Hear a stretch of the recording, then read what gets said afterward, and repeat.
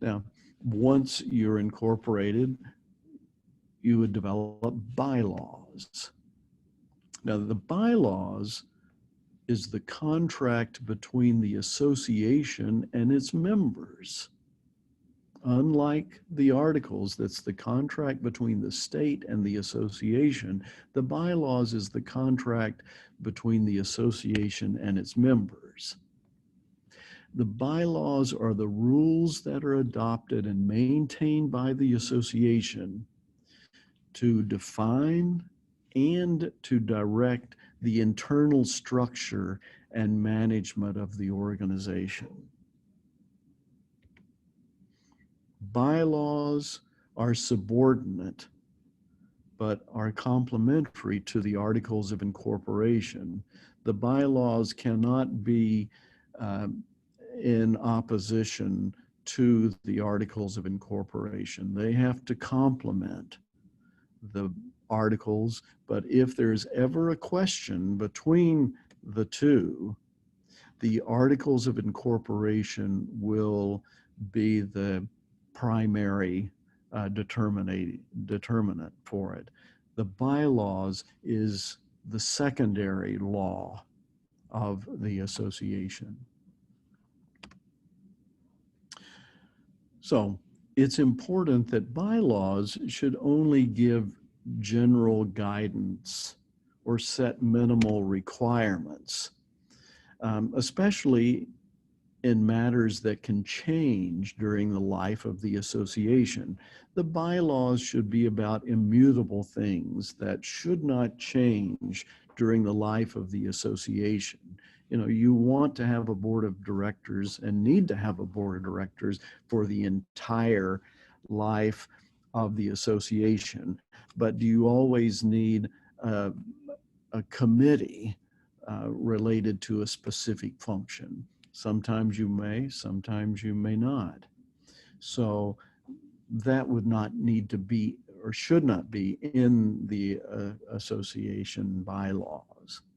Those things that are immutable is dues structures. You know, how your dues are determined. The titles and the functions of staff, those can often change. So program chairs, the committee mission statements, the operational rules and processes, those change over the lifetime of an association. So those don't need to be and should not be in your bylaws. The decisions on those kind of things should be determined by a resolution of the membership or by the board of directors. They don't need to be in your bylaws.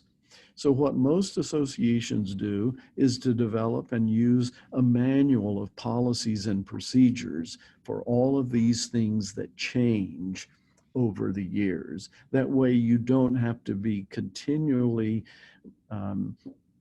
revising your bylaws. Makes it much more easy to change a title of someone or change a responsibility if it's not in the bylaws. Now, speaking of not in the bylaws, most of us have been confronted by someone who says, well, you can't do that. It's not in the bylaws. These are people who believe that the board can only do the things that are enumerated, that are listed in the bylaws.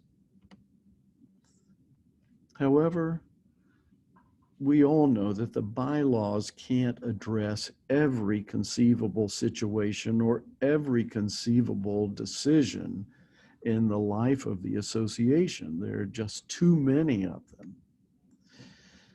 Plus, the membership itself can't possibly consider and address every situation or issue that arises in the life of the association. So what does this mean?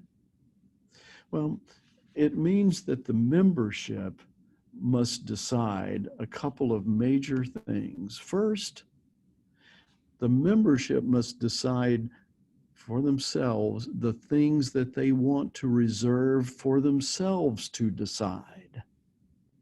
What do they only want the membership to make a decision on?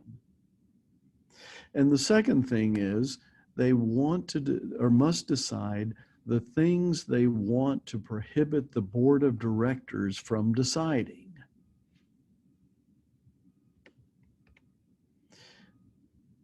These decisions, these two decisions of what they want to reserve to themselves as the membership and what they want to prevent the board from doing must be enumerated in the bylaws.